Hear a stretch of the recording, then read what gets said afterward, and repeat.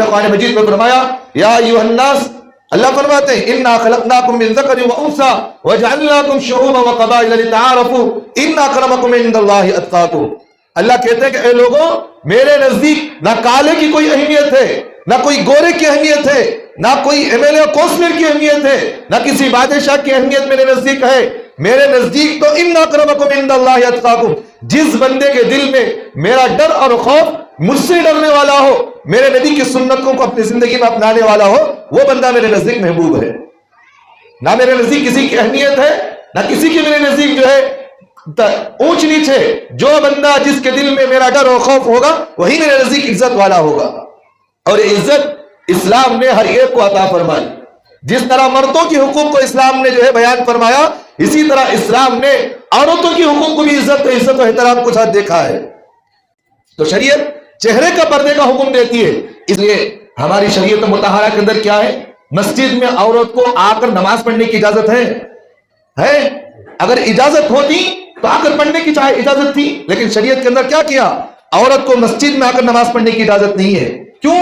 اللہ کے رسول صلی اللہ علیہ وسلم نے فرمایا اس کی نماز سب سے بہترین نماز وہ ہے گھر کے اندر سب سے اندر جتنا چھپ کر وہ نماز پڑھے گی اللہ اس کو اتنا زیادہ ثواب دے گی۔ کئی دور کی بات نہیں کہہ رہا ہوں حضرت، میں گجرات کا جو مسئلہ ہے، 2003 میں جو مسئلہ ہوا تھا گجرات میں، کئی لڑکیوں کی عزتیں روڈ پر نکالی گئی ہیں، کئی روڈ کی عزتیں نکالی گئی۔ اس لیے میں کہتا ہوں موجودہ حکومت یہ دہشت گرد قوم ہے۔ یہ تبارك الذي نزل الفرقان على عبده ليكون للعالمين نذيرا۔ الحمد لله نحمده ونستعينه ونستغفره ونؤمن به ونتوكل عليه ونعوذ بالله من شرور أنفسنا ومن سيئات أعمالنا، من يهده الله فلا مضل له ومن يضلله فلا هادي له، ونشهد أن لا إله إلا الله وحده لا شريك له، ونشهد أن سيدنا ونبينا وحبيبنا ومولانا محمدا عبده ورسوله، أما بعد فأعوذ بالله من الشيطان الرجيم، بسم الله الرحمن الرحيم، يا أيها النبي قل لأزواجك وبناتك ونساء المؤمنين يدنين عليهن من جلابيبهن، ذلك أدنى أن يعرفن فلا يؤذين، وكان الله غفورا رحيما۔ وقال النبي صلى الله عليه وسلم لا يؤمن أحدكم حتى أكون أحب إليه من والده وولده والناس أجمعين، أو كما قال عليه الصلاة والسلام۔ عزیز ساتھیو، اللہ تبارک و تعالیٰ نے انسان کو جو عزت اور جو احترام دیا ہے اس میں اللہ تعالیٰ نے اور کسی مخلوق کو اللہ نے اتنی عزت نہیں عطا فرمائی، کیونکہ انسان اشرف المخلوقات ہے۔ اور انسانوں میں بھی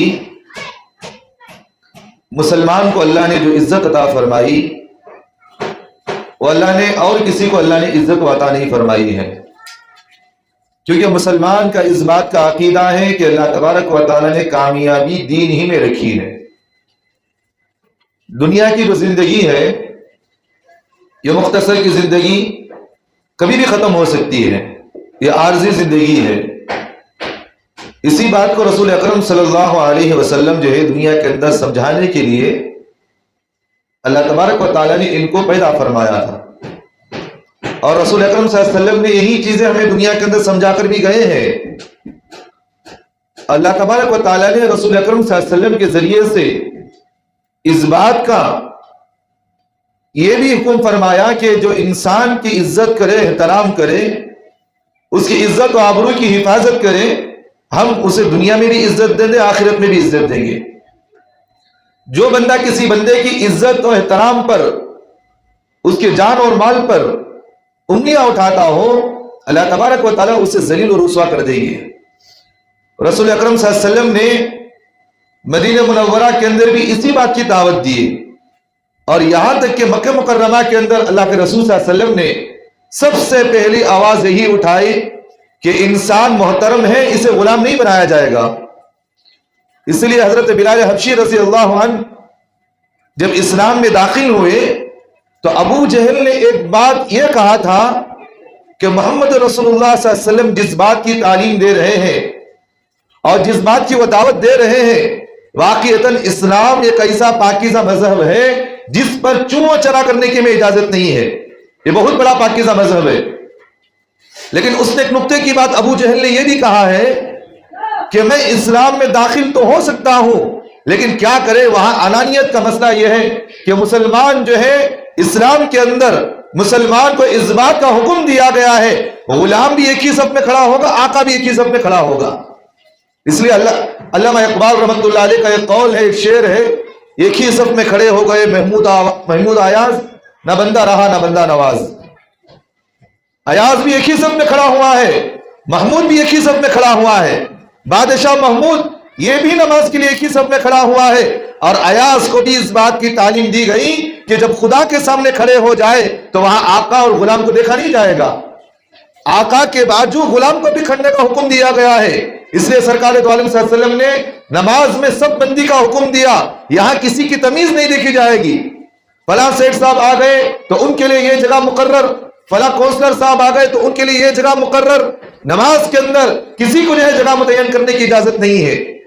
اس لیے علماء نے مسئلہ لکھا ہے مسجد میں جگہ کو طے کرنا کہ اس جگہ پر میں ہی نماز پڑھوں گا، اس جگہ پر امام کے پیچھے وہی شیخ نماز پڑھیں گے، اس امام کے پیچھے ایم ایل اے اور کونسلر نہیں پڑھے گا۔ علماء نے مسئلہ لکھا ہے کہ نماز کے لیے جگہ کو مسجد میں طے کرنا یہ مکروہ تحریمی ہے، یہ گناہ ہے، یہ جائز نہیں اس طرح کرنے کی۔ مسجد ایک سب کی عبادت کی جگہ ہے، یہاں کسی کو اس بات کا مکلف نہیں بنایا گیا کہ اس عبادت کی جگہ پر کوئی آدمی اللہ کے گھر کے اندر اپنی جگہ کو متعین کر لے، کسی کو اجازت نہیں ہے۔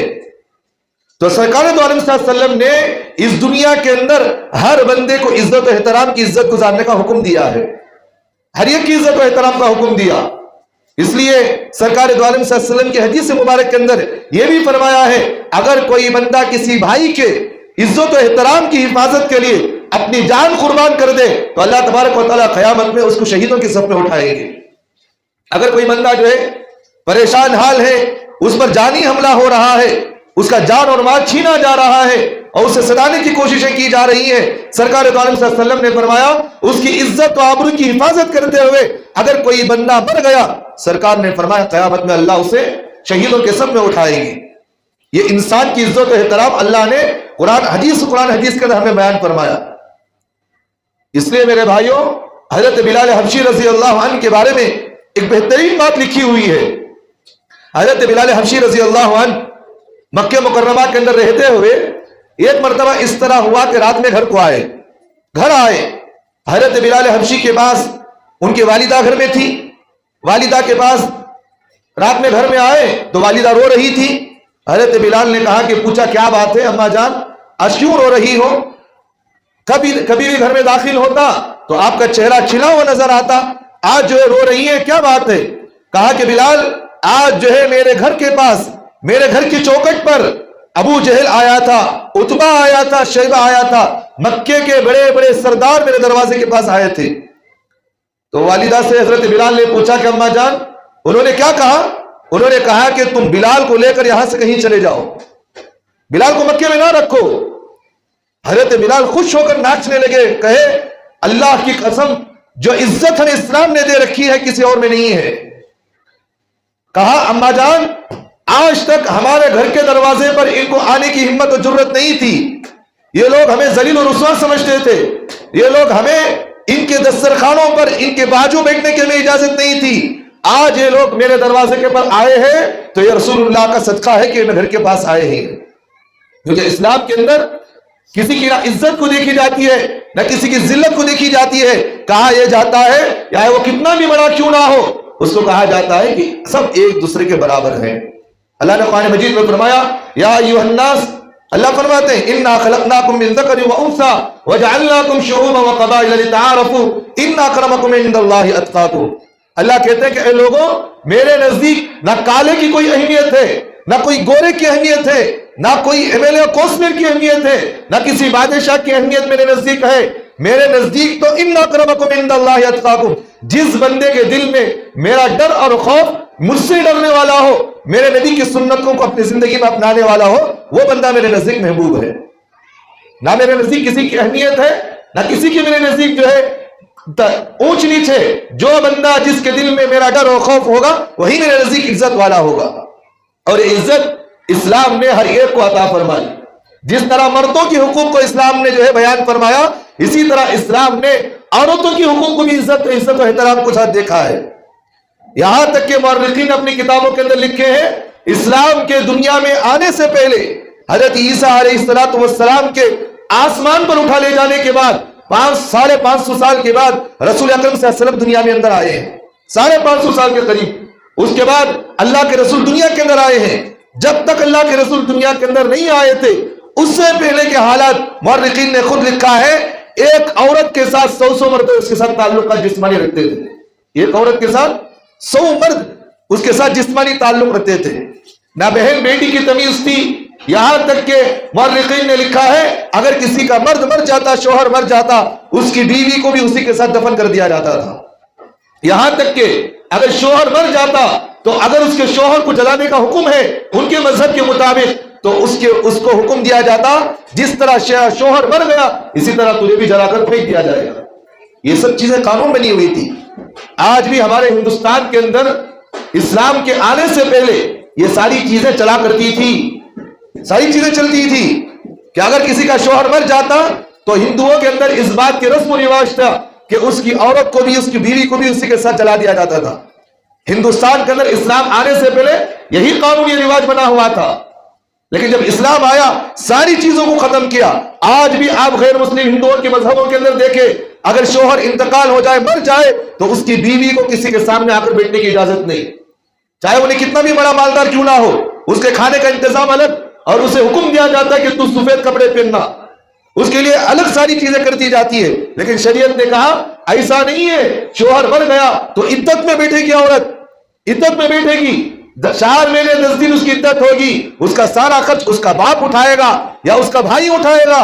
اگر اس کا بھائی اور باپ بھی نہیں ہے، اگر شوہر نے ترکہ میں مال چھوڑا ہے، شوہر اگر میراث میں مال چھوڑ رکھا ہے، شریعت اس بات کا حکم دیتی ہے شوہر کے مر جانے کے بعد بیوی کے 4 مہینے عدت کا خرچہ سب سے پہلے وراثت کے تقسیم سے پہلے اس کے عدت کا خرچہ اسے دینا پڑتا، کیونکہ یہ قرض کا حکم ہے۔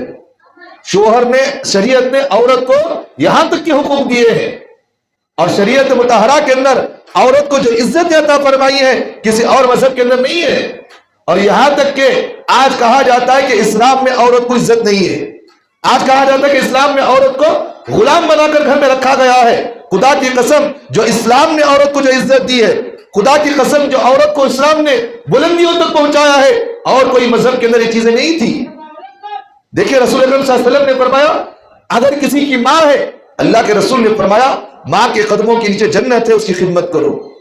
ماں ہوتے ہوئے بھی کیا عزت دی کہ اس کی خدمت کرو، تمہیں جنت کے مستحق ہو۔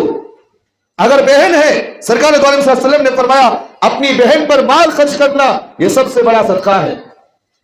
اب بیٹی ہے، سرکار دو عالم صلی اللہ علیہ وسلم نے فرمایا باپ کے لیے بیٹی رحمت ہے، جتنی اچھی تربیت کر سکتے ہو کرو، اس کو تعلیم اچھی دو، اور اس کے پر مال خرچ کرنا صدقہ ہے۔ عزت دینی بھی شریعت نے۔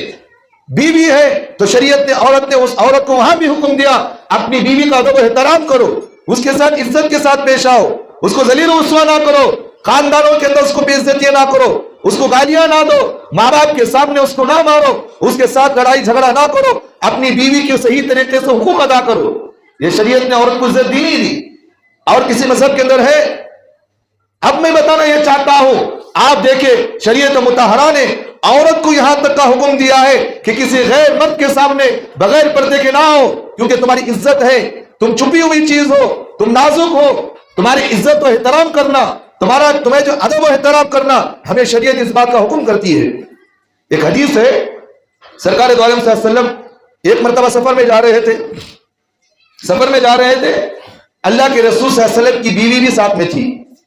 اب اونٹ پر جب سواری کا موقع آیا، سوار ہونے لگی، تو اللہ کے رسول نے اپنی بیوی کو بٹھانے کے لیے کیا کیے؟ اپنے پیر کو سامنے کیے اور ہاتھ کو اس طرح رکھا. اپنی بیوی سے کہا ایک قدم یہاں رکھو، ایک قدم میری ہتھیلی پر رکھو اور پھر اس کے اوپر چڑھ جاؤ. کیا عزت نہیں ہے؟ جو جس نبی کے طفیل اللہ نے دنیا آخرت کو بنایا، آج جو ہے وہ نبی ایک عورت کی عزت و احترام کرنے کا حکم دیا جا رہا ہے. آج ہمارے معاشرے کے اندر کیا بولتی؟ اگر کوئی شوہر اگر بیوی کو کوئی چیز اٹھا کر دے ڈالیا، کیا بولتی؟ جورو کا غلام. جس نہ بولتے سو کیا بولتی؟ جورو کا غلام ہی نہیں. کیوں؟ جورو کی عزت کرنا اس کے واسطے. سرکار دو عالم صلی اللہ علیہ وسلم عورت کو اٹھا کر جو ہے اپنی سواری پر بٹھا رہے ہے کہ نہیں ہے؟ اگر بیوی ہے تو گاڑی پر اگر سوار ہونے والی ہوتی ہے تو شوہر کو حکم دیا گیا کہ بھئی بیٹھاؤ، اسے بغل میں بٹھاؤ، اس کے لیے پیر کھول کر جگہ رکھنے کی جو ہے جگہ دو. یہ عزت و احترام شریعت نے دی ہے. یہ رسول اکرم صلی اللہ علیہ وسلم کی سنت ہے. اور یہاں تک کہ سرکار دو عالم صلی اللہ علیہ وسلم ایک مرتبہ سفر میں جا رہے تھے، ایک اونٹ پر اللہ کے رسول نے اپنی بیوی کو جو ہے سوار کیا، اور اللہ کے رسول بھی اس اونٹنی کے پیچھے، اللہ کے رسول بھی بیٹھ گئے، آگے بیوی بیٹھی ہوئی تھی، پیچھے اللہ کے رسول بیٹھ گئے. اب وہ اونٹنی جو بدکنے کی وجہ سے اللہ کے رسول بھی نیچے گر گئے اور اللہ کے رسول کی بیوی بھی نیچے گر گئی، دونوں نیچے گر گئے. حضرات صحابہ سب سے پہلے سرکار دو عالم صلی اللہ علیہ وسلم کو پکڑنے کے لیے آئے، اٹھانے کے لیے آئے. اللہ کے رسول نے فرمایا میری پرواہ نہ کرو، وہ نازک چیز نیچے گر گئی، اس سے پہلے اٹھاؤ. کیا بولے؟ وہ نازک چیز نیچے گر گئی ہے، پہلے اسے اٹھاؤ. اللہ کے رسول نے عورت کا ادب و احترام اس طرح ہمیں سکھایا ہے. یہاں تک کہ علماء نے اپنی کتابوں کے اندر لکھے ہیں جب میاں بیوی مسکراتے ہیں خدا بھی اس سے خوش ہوتا ہے. تو عورت کی عزت و احترام شریعت نے یہاں تک ہمیں سکھائی ہے. یہاں تک کہ اللہ کے رسول صلی اللہ علیہ وسلم نے عورت کو پردے کا بھی حکم دیا کہ تم کسی غیر مرد کے سامنے نہ نکلو. تمہاری عزت ہے کہ غیر مرد اگر تمہیں للچائی ہوئی نگاہ سے دیکھا تو تمہیں عزت و احترام کی تمہاری باقی نہیں رہے گی وہاں پر، ہے کہ نہیں؟ سرکار دو عالم صلی اللہ علیہ وسلم ایک مرتبہ بیٹھے ہوئے تھے، اللہ کے رسول کے پاس ایک عورت آئی، ایک صحابی عورت آئی. اللہ کے رسول کے پاس جب وہ عورت آئی تو وہ جو ہے اپنے چہرے کو کپڑے سے باندھ رکھی تھی. وہ صحابی عورت اپنے چہرے کو کپڑے سے باندھ رکھی تھی. صحابہ جو بیٹھے ہوئے تو انہوں نے کہا اللہ کے رسول سے بات کرنے آئی ہو، مسئلہ پوچھنے آئی ہو، اب یہاں بیٹھی ہوئی چہرہ نقاب میں رکھی ہوئی بات کر رہی ہو، یہ تو اچھی بات نہیں، نقاب نکال دے. وہ صحابی عورت سرکار دو عالم صلی اللہ علیہ وسلم کے پاس انہوں نے کہا میں جو اللہ کے رسول کے پاس مسئلہ پوچھنے آئی ہوں، مسئلہ یہ ہے کہ ایک غزوے کے اندر میرا بچہ شہید ہو گیا، میں اللہ کے رسول سے وہ بات پوچھنے کے لیے آئی ہوں. انہوں نے کہا میں اللہ کے رسول سے مسئلہ پوچھنے آئی ہوں لیکن میں عزت نہیں نکالنے آئی ہوں. یہاں پر کیا کہا؟ عزت نہیں نکالنے آئی. یہ شریعت ہمیں پاک دامنی کا حکم دیا ہے. اللہ کے رسول اس بات کو سن کر مسکرائے، خوش ہوئے اللہ کے رسول نے. اب وہاں جو ہے شریعت ہمیں یہ بات کہتی ہے کہ اللہ کے رسول عورت کو پردے میں رہنے کا حکم دیا. اسی لیے جو آیت مبارکہ میں نے آپ کے سامنے پڑھا جس میں اللہ تبارک و تعالیٰ نے فرمایا ہے یا ایھا النبی قل لازواجک وبناتک ونساء المؤمنین یدنین علیہن من جلابیبہن. اللہ تعالیٰ فرماتے ہیں اے محمد صلی اللہ علیہ وسلم اپنی بیویوں اپنی بیٹیوں مسلم عورتوں سے فرما دیجئے اپنے اوپر اپنی چادر پہلائے لیں، چادر ڈال کر نکلے باہر. اور آج اللہ کے رسول اللہ تعالیٰ نے فرمایا یہ زیادہ مناسب طریقہ ہے باہر نکلنے کا عورتوں کے لیے.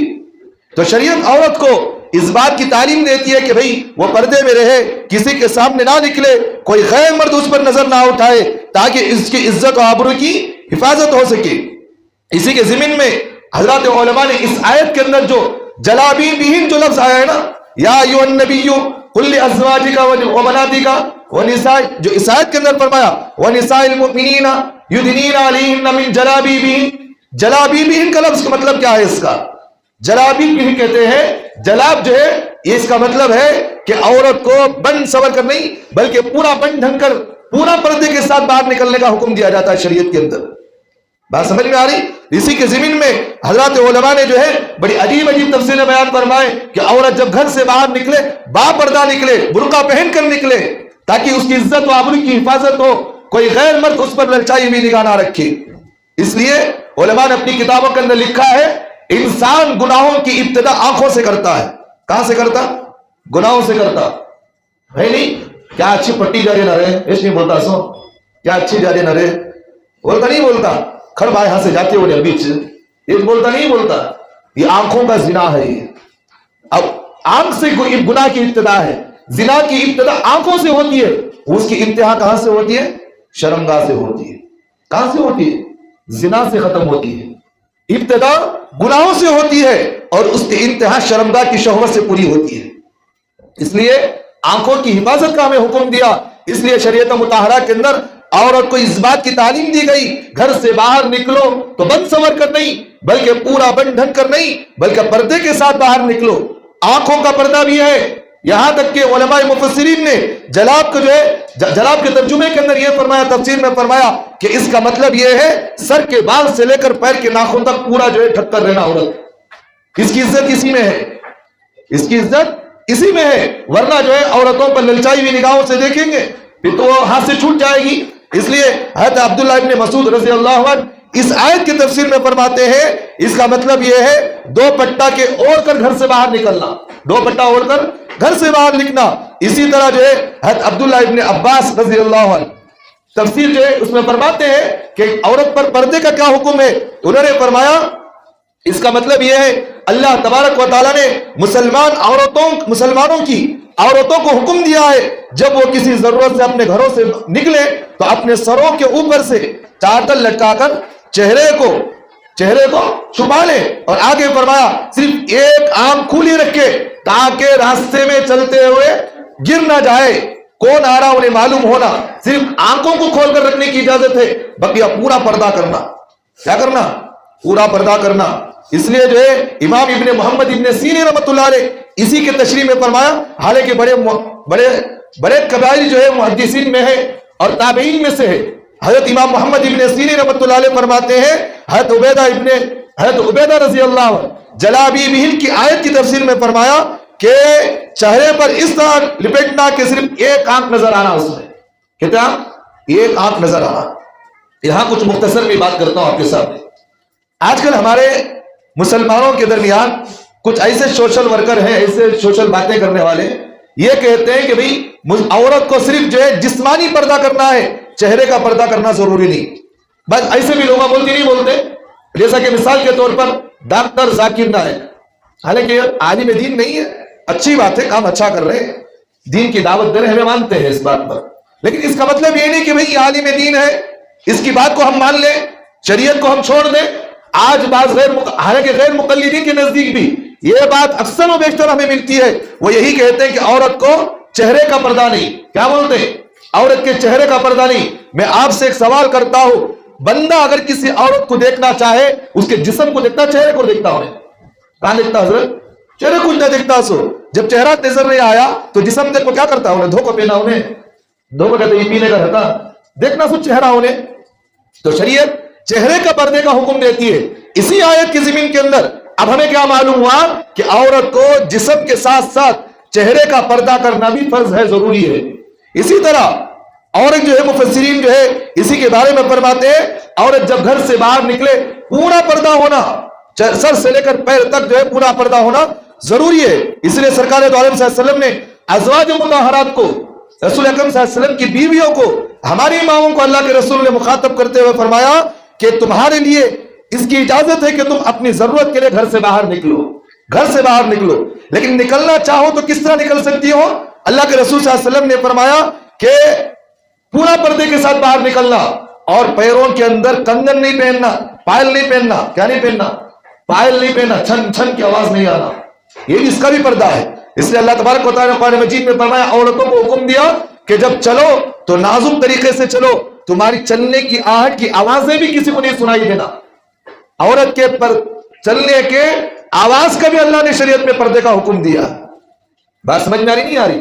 اب ہم جو ہے بہت اہم بات پر میں آنا چاہتا ہوں. آج ہمارے مسلمان معاشرے کے اندر دیکھیں عورتوں کے اندر ناپردہ ہے. اور برقع بھی کیسا حضرت؟ برقع اتنا ٹائٹ برقع پہنتی ہے دیکھنے والا بڈھا بھی جوان ہو جانا، دیکھنے والا بڈھا بھی جوان ہو جانا. حدیث سنو، سرکار دو عالم صلی اللہ علیہ وسلم نے فرمایا قیامت کے قریب ایسی عورتیں دنیا کے اندر پیدا ہونے والی ہیں कब फरमाया अल्लाह के रसूल? 1500 साल पहले अल्लाह के रसूल ने फरमाया कयामत के करीब ऐसी औरतें दुनिया के अंदर पैदा होने वाली है जो जिस्म पर कपड़ा तो पहनेंगी लेकिन नंगी नजर आएंगी। वो क्या फरमाया? नंगी नजर आएंगी, कपड़ा तो पहनी हुई होंगी लेकिन उनकी लंगापन जो है पूरी दुनिया के सामने जाहिर होगा।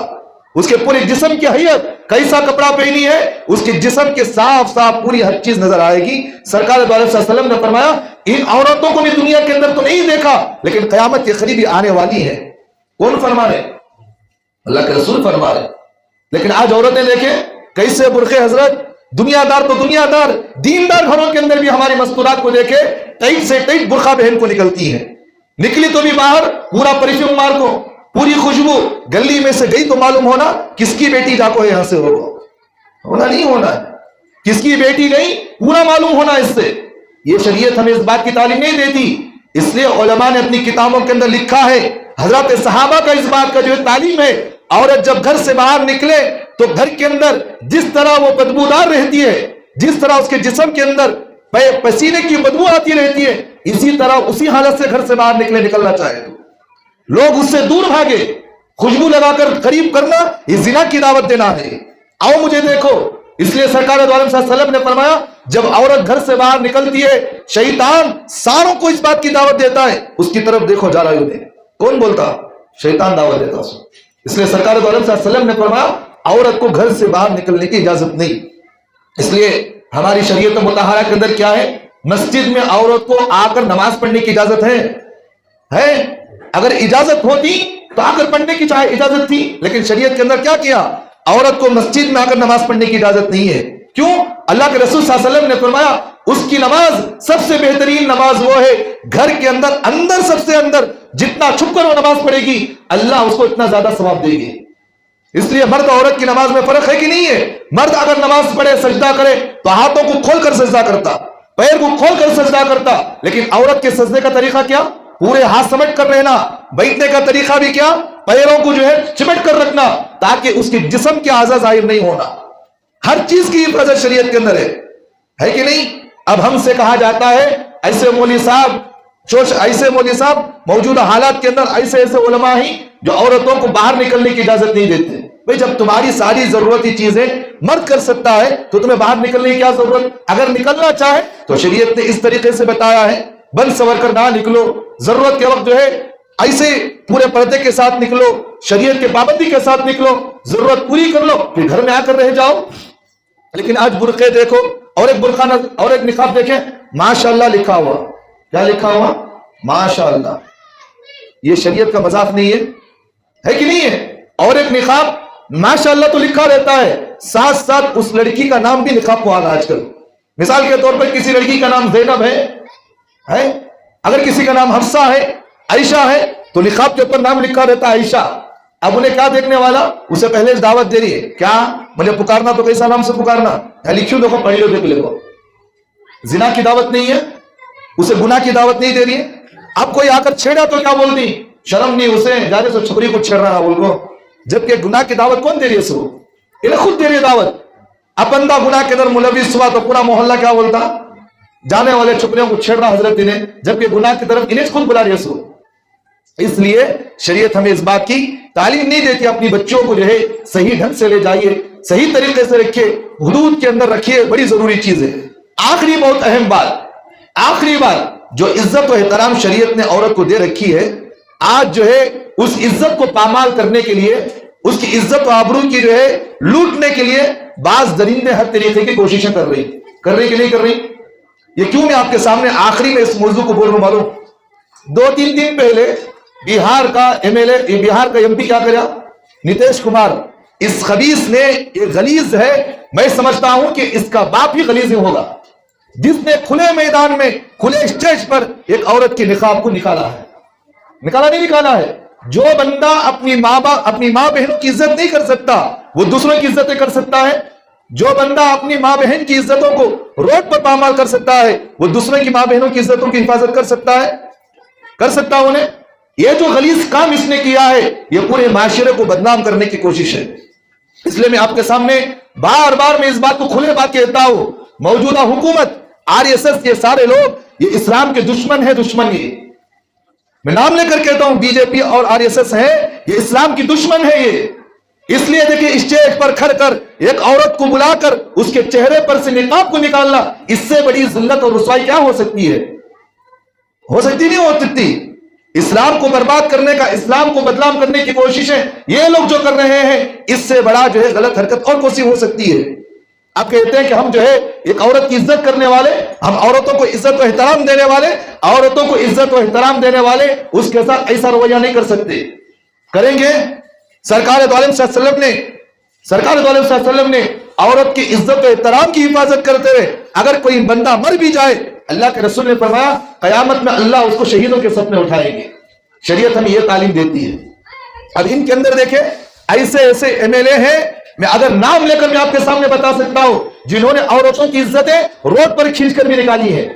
نکالی نہیں نکالی، کئی دور کی بات نہیں کر رہا ہوں حضرت، میں گجرات کا جو مسئلہ ہے، 2003 میں جو مسئلہ ہوا تھا گجرات میں، کئی لڑکیوں کی عزتیں روڈ پر نکالی گئی ہیں، کئی روڈ کی عزتیں نکالی گئی۔ اس لیے میں کہتا ہوں موجودہ حکومت یہ دہشت گرد قوم ہے، یہ دہشت گرد ہے، یہ ہندوستان کی باغی قوم ہے، یہ موجودہ حکومت مسلمانوں کے درمیان ہی نہیں بلکہ پورے ملک کے اندر انتشار پیدا کرنا، ایک دوسرے کو لڑانا اور ایک دوسروں کی عزتوں کو لوٹنا، ان کا اصل مقصد ہے یہ۔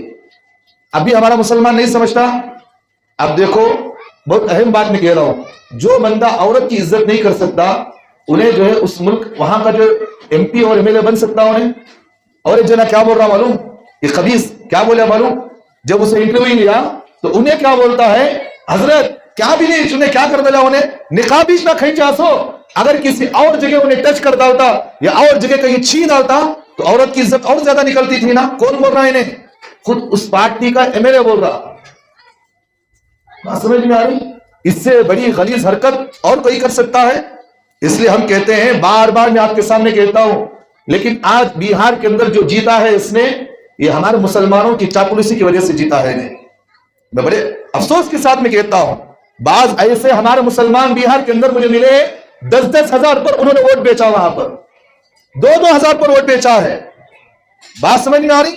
بعض ایسے لوگوں کے بارے میں جانتا ہوں بہار میں رہنے والے جنہوں نے نتیش کو اب جتایا ہے، ایک کوٹر ایک شراب کی باٹل کی وجہ سے اس نے اسے ووٹ ڈال کر جتایا ہے۔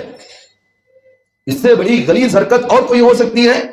بعض ہمارے مسلمان اتنے بے غیرت ہیں، جب ان سے کہا گیا کہ بھئی جا کر ووٹ ڈالو، شریعت کا حکم ہے، اگر وہ جیت گیا تو تمہاری بچیوں کی عزتیں لوٹ سکتی ہیں، تمہارے خاندان برباد ہو سکتے ہیں۔ انہیں کیا بولے، حضرت چھوڑو، انہیں ڈال لیتی کون کبھی، مجھے کام زیادہ ہے نا یہاں۔ کتنے جنہیں نہیں جا کر ووٹ ملا لے، ان کی ایک ووٹ کی جو ہے قیمت جو ہے، آج پوچھو جس بچی کی عزت وہاں لوٹی ہے، جس بچی کے نقاب کو وہاں چھینا گیا، اس کے چہرے سے نقاب کو نکالا گیا، اس کی عزت جو نکالی گئی، یہ سب گنہگار ہیں جنہوں نے ووٹ نہیں ڈالا جا کر وہاں پر، سب گنہگار ہیں۔ جو لوگ وہاں جا کر اسے جتائے ہیں وہ لوگ سب اس گناہ کے اندر شامل ہیں، کیونکہ اللہ کے رسول صلی اللہ علیہ وسلم نے فرمایا کلکم راعین وکلکم مسئول عن رعیتہ، تم میں سے ہر بندہ ایک دوسرے کا ذمہ دار ہے، ہر ایک کا ذمہ دار ہے، اس کی عزت و آبرو کی حفاظت کرنا ہر مومن کی ذمہ داری ہے۔ یا فرماتے ہیں اے لوگوں، اللہ فرماتے ہیں اپنے لوگوں کو جہنم کی آگ سے بچاؤ۔ یہ جو جہنم کے اندر ڈھکلے ہیں یہ ہمارے مسلمانوں کی غلطیاں ہیں، ابھی بھی سدھرتے نہیں، ابھی بھی نہیں سدھریں گے۔ اس لیے ہمیں کہتے ہیں، اس لیے میں کہتا ہوں جب تک مار نہیں پڑیں گے روڈ پر کھینچ کر، اس وقت تک ہمارے مسلمانوں کو عقل نہیں آتی۔ ابھی بھی یہ جو عزت ہوئی ہے اس سے بڑی کوئی افسوس کی بات نہیں ہے۔ ابھی بھی ہمارے مسلمانوں سے ہم کہتے ہیں اپنی بچوں کی حفاظت کرو، علماء کی بات پر چلو، اہل اللہ کی بات پر چلو، شریعت کے پابند ہو کر چلو، اللہ ہمیں عزت دیں گے۔ شریعت کی مخالفت کام کریں گے، آج اس بچی کی جو ہے عزت پامال کی گئی، کل خدا نہ خواستہ تمہاری بیٹیوں کی بھی عزتیں لوٹی جائیں گی اسی طرح۔